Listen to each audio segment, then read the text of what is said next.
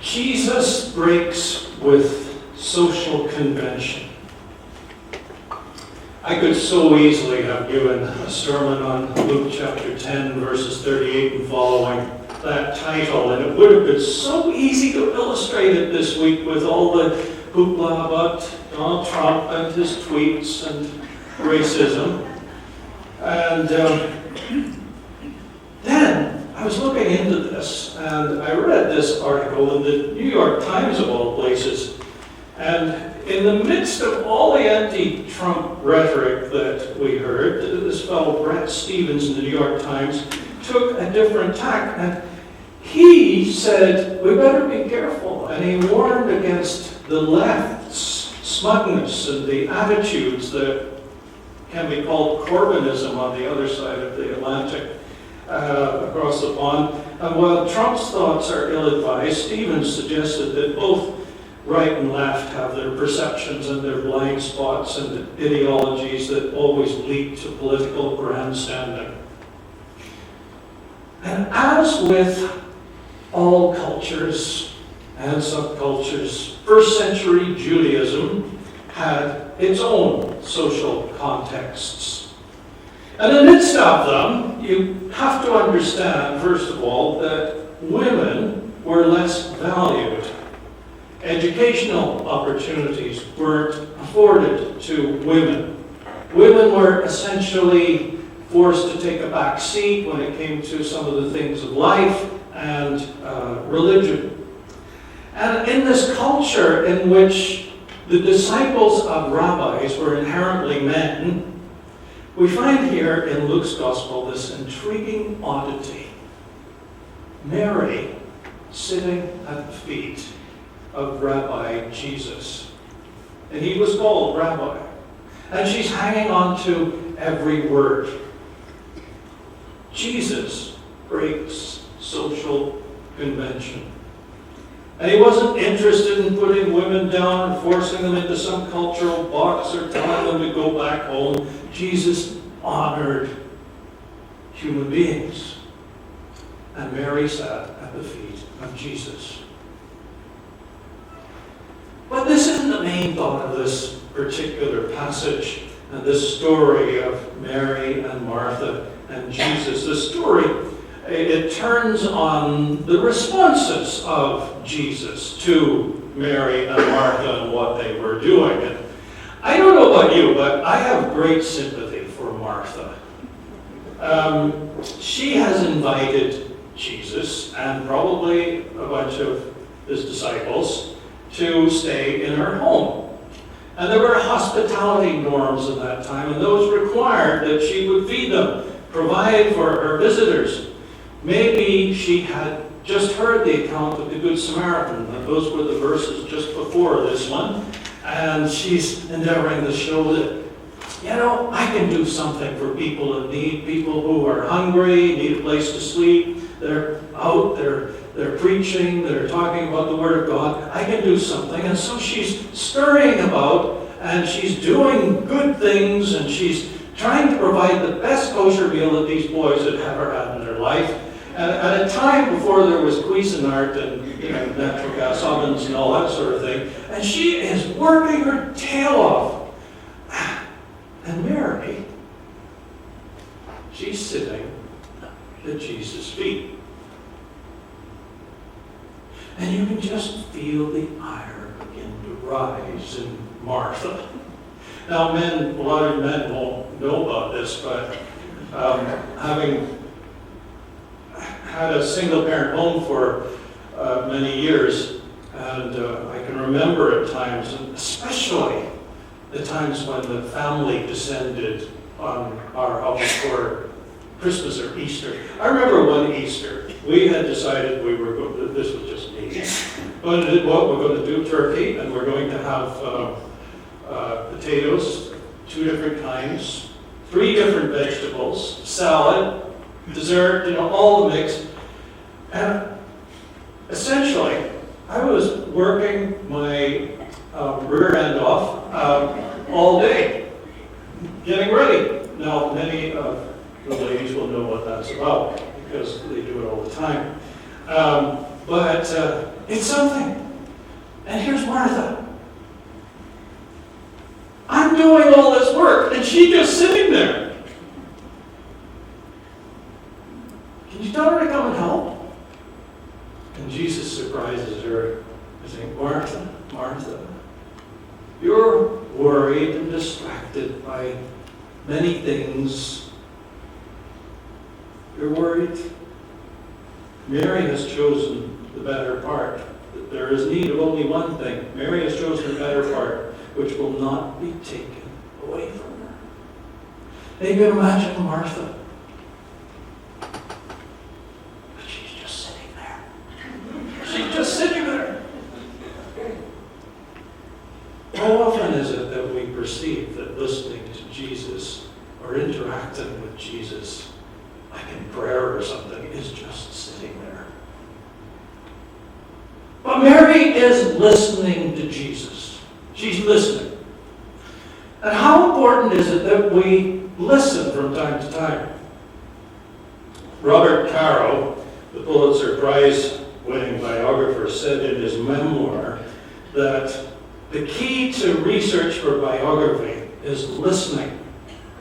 And he wrote about leaving long, awkward silences when he was interviewing people, because people will eventually fill the void of awkward silences. And he said those can be the most interesting parts of interviews. And his notebooks, he says, if you look at them, you'll find all these little marginal markings, SU, SU, SU, which cued him to shut up, shut up, shut up, and listen. Mary sat at Jesus' feet and listened. But if we're really to understand Jesus' reply to Martha a little better, we need to pay attention to the context, because a little earlier in chapter 9 of Luke's Gospel, it says that Jesus had just turned his path toward Jerusalem. That was a dangerous move. He was turning towards Calvary. He was turning towards the cross. And even though some people would suggest that Jesus didn't foresee those things, the fact was he knew he was turning toward the seat of Jewish and Roman power in the region, and mixed with maybe political efforts to promote him as the Messiah, there was trouble. There was going to be trouble ahead. And the disciples warn him against it. And you know Jesus knows there's trouble. They weren't yet ready to take on Rome, the disciples. They knew they were going to face danger, who knows what. And there's nothing like those sorts of things, danger, possibly facing death, nothing like those to focus a person's thoughts. And so we can surmise that Jesus probably wasn't making light conversation and telling jokes when he's got Mary and others at his feet.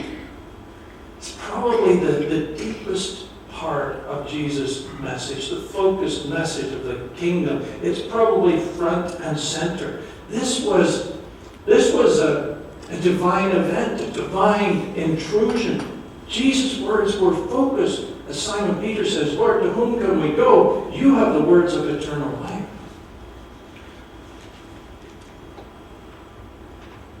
And so Mary, she figures, dinner can wait. I may never get this chance again. She sat at Jesus' feet and she listened. Mary put first things first. Martha, poor Martha, distracted even by doing good things. Distracted by good things. All of us, I think, have been caught up in the tyranny of the urgent. We all live with lists that are too long. So many things that need to be accomplished yesterday, never mind today. And the overwhelming sense some of us have that During our days, we have to keep running at a frenzied pace, otherwise it's all going to collapse. And we work longer hours than we need to. We miss the important moments of life. And some are suggesting to us, well, yeah, we don't have that much time these days, so why don't we focus on the quality of life? Let's not worry about quantity, but quality. Let's spend quality time with our children and with our family and our loved ones and our friends, and quality time with God. But quality relationships, quality parenting, quality time with God still requires time. And Guy Ames, a United Methodist District Superintendent, that's sort of like a bishop. He writes that we can't rush important things. And we can't expect to gain real meaning or real quality when we rush things. He talked about a mother who was so taken up with cleanliness that that's all she did. She was focused every day on a clean house and a germ-free environment. And that sort of absorbed her. And over the years, her family drifted farther and farther apart. They wanted to have time with her, but she didn't have time for it. And they drifted farther and farther apart and ignored some of the time that you should spend to make relationships happen and play and communication. Ames, he speaks about technology. This technology that's supposed to give us more time actually takes it away. And he talked about one CEO in a business, an executive, who just had hundreds and hundreds of emails every day, and he diligently tried to answer them all until he found out that he couldn't do anything else and couldn't do some of the important aspects of his job. And in despair one day, he just tossed his cell phone over a cliff. But he took his life back. There's so many things that vie for our time. So many things, even good things that we could be doing, like Martha. But Mary chose to hang on to the words of Jesus. First things first. You, Jesus, has the words of life. Well, you probably haven't been able to get away from it if you've watched any television news this past week, but this is the 50th, yesterday was the 50th anniversary of the Apollo 11 moon landing. I still remember it. I was a young lad, and my mother and I stayed up to watch it. And unlike most of you folk, we were watching it from the other side of the Atlantic, which meant it was like 4:30 in the morning or something when this thing touched down. We stayed up, and there we are, Apollo 11. It took Armstrong, Aldrin, and Collins into orbit, into lunar orbit, and Armstrong and Aldrin went down in this thing they called the Eagle and sat on the lunar surface. It wasn't an easy landing, and we're told they almost ran out of fuel as they went, and they skipped the chosen landing site and went further. And then, as soon as they landed, there was this period of rest. Now, I don't know about you, but you land on the moon for the first time. Yeah, I'll have a rest. No, you want to don your suit and get out there and do something. But they had a time for rest. And I was reading an account this week by Buzz Aldrin, and during that time he did something very special, something amazing. In fact, during that time, he wrote in his memoir that he wanted to observe some ritual to mark the momentous occasion of the first humans arriving at a place other than planet Earth. And he said he had taken on his trip a small wafer and some wine in a sealed bag that was given to him by his pastor. And there on the lunar surface, the first meal of the lunar surface was the sacrament. and he read the Bible, just a few verses, and he offered a prayer. And he chose not to call attention to that during broadcasts from the moon's surface, and instead he offered words to all people that they pause and they contemplate what this meant, the significance of this lunar landing, and give thanks in their own way. He wanted to be inclusive, but he himself took the sacrament. Time of great excitement, maybe anxiety, and he stops and spends a moment with God. And we can get caught up in the tyranny of the urgent, the work of living, the exciting opportunities. And so many good things, like Martha, we might be preparing a meal, serving God in a way. Maybe not unlike the excitement of landing on the moon for the first time. We have moments of excitement and angst that drive us also, and it's so easy to get caught up in the moment, but maybe we need to stop. Think about what should come first. Sometimes we need to focus on the important stuff. Sometimes we need to focus on God. Far from being sitting doing nothing, there we find the words of life. Let us pray.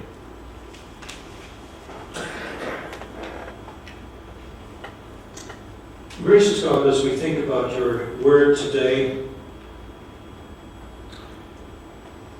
it challenges us again to think. And it challenges us to put life and all aspects of it into focus. And it challenges us to remember you in the midst of our lives. It challenges us to put our focus on you, because you have the words of life. And help us to remember this as we go through our own lives, no matter where we are, no matter what we are doing. Yes, there are many things that have to be done, but there are also times when we should put you first. Help us to know the balance. We pray in Christ's name. Amen.